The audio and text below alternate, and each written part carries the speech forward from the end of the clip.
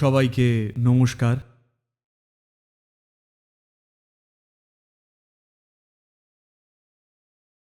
শঙ্করাচার্য প্রকাণ্ড মেধার অধিকারী, ভাষা সাহিত্যের এক অসামান্য প্রতিভা, সর্বোপরি এক আধ্যাত্মিক জ্যোতিষ্ক, ভারতের গর্ব।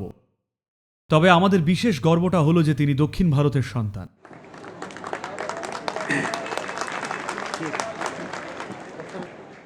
প্রজ্ঞা এবং জ্ঞানের এক অবিরাম ধারা এবং মানব জাতির জন্য এক উজ্জ্বল আলোকবর্তিকা। এমন মানুষ তৈরি করবেন কিভাবে? স্বাভাবিকভাবেই কাউকে যদি অতি অল্প বয়সে এই স্তরের প্রজ্ঞার নিদর্শন রাখতে হয়, জীবনের ওই অতটুকু সময়ের মধ্যে তিনি এদেশের এ প্রান্ত থেকে ও প্রান্তে হেঁটেছেন। আমরা সবাই আজ এখানে উড়ে এসেছি, কিন্তু তিনি হেঁটেছিলেন ভারতের দক্ষিণ প্রান্ত থেকে এইখানে, আরও উত্তরে, পূর্বে এবং আরও পশ্চিমে গিয়েছিলেন। এই অফুরন্ত শক্তি, এই প্রবল উৎসাহ আর এই চরম প্রজ্ঞা আসে কোথা থেকে? শুধুমাত্র একটা দিক যদি দেখি, তিনি এসেছিলেন একটা গ্রাম থেকে, যা আজকে একটা ছোট্ট শহর, নাম কালাডি। কালাডি কথাটার আক্ষরিক অর্থ হল পদতলে বা পায়ের নিচে। এটাই ছিল মূল স্বভাব এই সংস্কৃতির। ভারত মানে আমরা সব সময় শিখেছি কিভাবে দৈবের চরণে থাকতে হয়। কালাডি হয়ে থাকা সব সময় এটা কোনো কৃত্রিম আড়ম্বরের সংস্কৃতি নয়, বরং এক সহজাত ভক্তিপ্রাণতার সংস্কৃতি।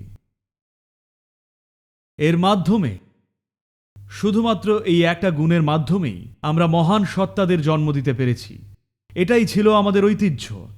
এই দেশের সংস্কৃতিটাই এমন যে মাথায় চড়ে নয়, বরং চরণে থেকেই আমরা শিখেছি, চরণে থেকেই আমরা বিবর্তিত হয়েছি, চরণে থেকেই আমরা বিকশিত হয়েছি, চরণে থেকেই সারা বিশ্বের কাছে আমরা এক উজ্জ্বল আলোক হয়ে উঠেছিলাম দীর্ঘ সময় ধরে।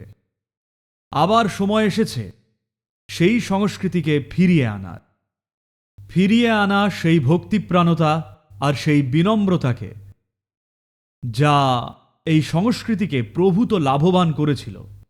আমরা মাথা নোয়াতে শিখেছিলাম। তিনি ঈশ্বর হন বা মানুষ, পুরুষ বা নারী বা শিশু, কিংবা কোনো পশুই হোক, কিংবা গাছ বা পাথর, সবার সামনেই আমরা নতমস্তক হতে শিখেছি।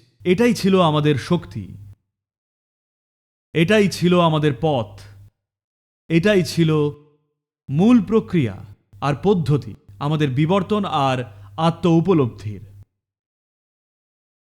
আজ এই বিশ্বে এটা বোঝা খুব জরুরি যে এই সমস্ত জ্ঞান, এই এত প্রজ্ঞা কিন্তু বিশ্বাস থেকে বা আস্থা থেকে আসেনি, বরং এসেছিল আত্ম উপলব্ধি থেকে।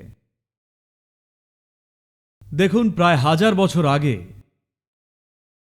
বা শঙ্করাচার্যের অনেক আগেই অনেকেই কথা বলেছিলেন, কিন্তু শঙ্করাচার্যের বিশেষত্ব হল তার স্বচ্ছতা, যে বুদ্ধিগত স্বচ্ছতার মাধ্যমে তিনি ব্যক্ত করেছিলেন এবং যে উদ্যমের সাথে তিনি সারা দেশে তা ছড়িয়ে দিয়েছিলেন।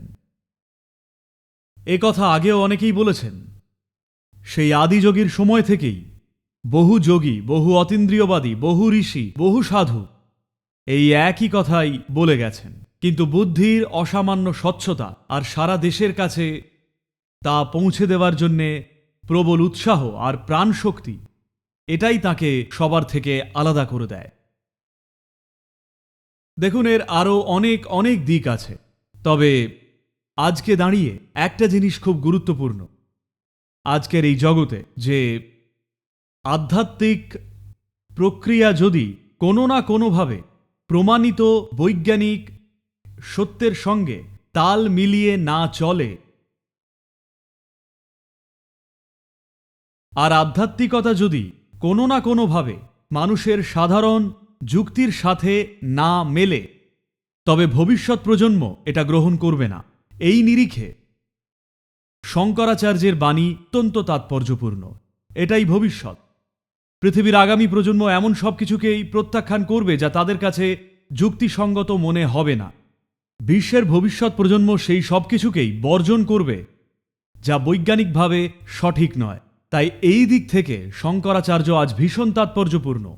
তাকে নিয়ে অনেক ভুল ধারণাও আছে, অন্তত একটা ক্লিয়ার করা যাক, বোধহয় এটা আমাদের করণীয়। অনেকেই বলে থাকেন উনি এইসব আজে বাজে কী বলছেন, কারণ উনি বলেছিলেন যে সব কিছুই মায়া। এর ব্যাখ্যা যেভাবে করা হয় তা হল, মায়া মানে সেটার কোনো অস্তিত্বই নেই।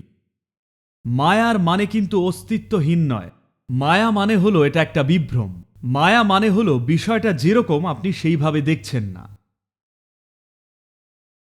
আপনি তাকে দেখছেন আপনার টিকে থাকার সাথে মিলিয়ে, কিন্তু সেভাবে নয় ঠিক যেভাবে এটা আছে।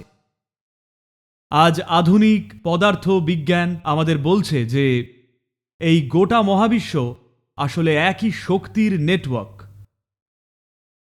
যখন আমরা মায়া বলি, দেখুন এই শরীরটাকে আমাদের কত দৃঢ় অটুট মনে হয়, কিন্তু প্রত্যেক দিন আপনি যে খাবার খাচ্ছেন, যে জল পান করছেন, যে বাতাসে শ্বাস টানছেন, তাতে এই শরীরের 7% অদল বদল হচ্ছে প্রত্যেক দিন।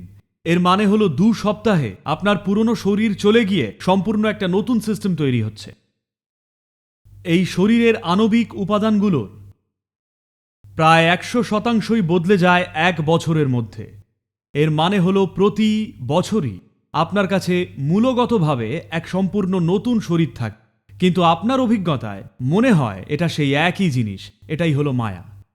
একইভাবে এই অস্তিত্বের বাকি অংশকে আপনি যেভাবে দেখছেন বা উপলব্ধি করছেন, আপনার 5টি ইন্দ্রিয় দিয়ে জগৎকে যেভাবে জানছেন, তা কিন্তু একেবারেই সঠিক নয়। এটাই হলো ইলিউশন বা বিভ্রম। যেমন আমরা বলি মরীচিকা। আপনি যদি হাইওয়ে দিয়ে গাড়ি চালিয়ে যান, দেখবেন মনে হবে দূরে যেন কোথাও জল রয়েছে,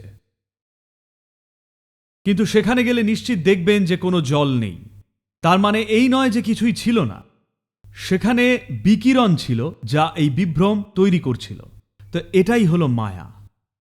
একটা জিনিসকে যখন অন্য কিছু বলে মনে হয়, এটাই সেই মায়া যার কথা তিনি বলছিলেন। আপনি যেটাকে আমি ভাবছেন তা আসলে সব কিছু, এটাই মায়া। আপনি যাকে অন্য কেউ ভাবছেন সে আসলে আপনি। আপনি যাকে সবকিছু ভাবছেন সেটাই কিছুই নয়। এই মায়ার কথাই উনি বলছেন। আজ আধুনিক বিজ্ঞান অনেক পথ পেরিয়ে শেষ পর্যন্ত শঙ্করাচার্যের বাণীর সমান্তরালে এসে দাঁড়িয়েছে, যা অনেক মুনি ঋষিরা বহু আগেই বলে গিয়েছিলেন। এটাই হবে এই বিশ্বের ভবিষ্যৎ। একটা খুব সুন্দর গল্প আছে মহাভারতে, আপনারা সবাই জানেন। আমি আবার সেই কালাডিতে ফিরে যাচ্ছি। যেহেতু আমরা দক্ষিণ ভারত থেকে আসছি, আমরা ভারত মাতার চরণে আছি, আর এটা আমাদের জন্য বহু সুফল বয়ে এনেছে নানান দিক থেকে। আপনাদের মনে আছে সেই গল্পটা আমাদের সবার ঠাকুমা দিদিমারা শোনাতেন, যখন অর্জুন আর দুর্যোধন সাহায্য চাইতে গিয়েছিলেন কৃষ্ণের কাছে কুরুক্ষেত্রের যুদ্ধের জন্যে। একজন গিয়ে দাঁড়ালেন মাথার কাছে আর অন্যজন চরণে। সেটাই সব বদলে দিল। ঠিক হয়ে গেল সেই দুপুর বেলাতেই, যখন অর্জুন চরণে দাঁড়ালেন, তিনি যুদ্ধে জিতে গেলেন। এটাই এই দেশের গুরুত্ব, যে মাথা নোয়ানোর মাধ্যমেই আমাদের উত্থান হয়। কুনুইয়ের ধাক্কা দিয়ে আমরা ওপরে উঠি না। আমাদের উত্থানের কারণ সবকিছুর সামনে মাথা নোয়াতে জানি, কারণ আমাদের মূল প্রকৃতিই হলো আমরা কালাডি। শঙ্করাচার্য এসেছিলেন কালাডি গ্রাম থেকে, যা অত্যন্ত প্রতীকী এবং গুরুত্বপূর্ণ। আর আজ মধ্যপ্রদেশে দাঁড়িয়ে, যা কিনা ভারতের হৃৎপিণ্ড, শিবরাজজি তো একে আধ্যাত্মিক হৃৎপিণ্ডে পরিণত করার চেষ্টা করছেন। কারণ এটাই সময় যখন আধ্যাত্মিক জ্ঞান পাহাড় থেকে নেমে আসবে শহরে, গঞ্জে, গ্রামে, আর সব কিছুর ঊর্ধ্বে মানুষের হৃদয়ে আর মনে। কারণ এটাই হতে চলেছে আমাদের শ্রেষ্ঠ সম্পদ। এটাই হবে এই জাতির ভবিষ্যৎ। আর যদি আমরা এই একটা কাজ করতে পারি, তবে সারা বিশ্ব আসবে এই দেশের কাছে পথ নির্দেশের জন্য। আজ এটা দেখে খুব ভালো লাগছে যে আবারও শঙ্করাচার্যের সেই উদ্দীপনাকে জাগিয়ে তোলা হয়েছে, দেশের এই অংশে। আমি নিশ্চিত এটা সারা বিশ্বে ছড়িয়ে পড়বে। আপনাদের অনেক ধন্যবাদ।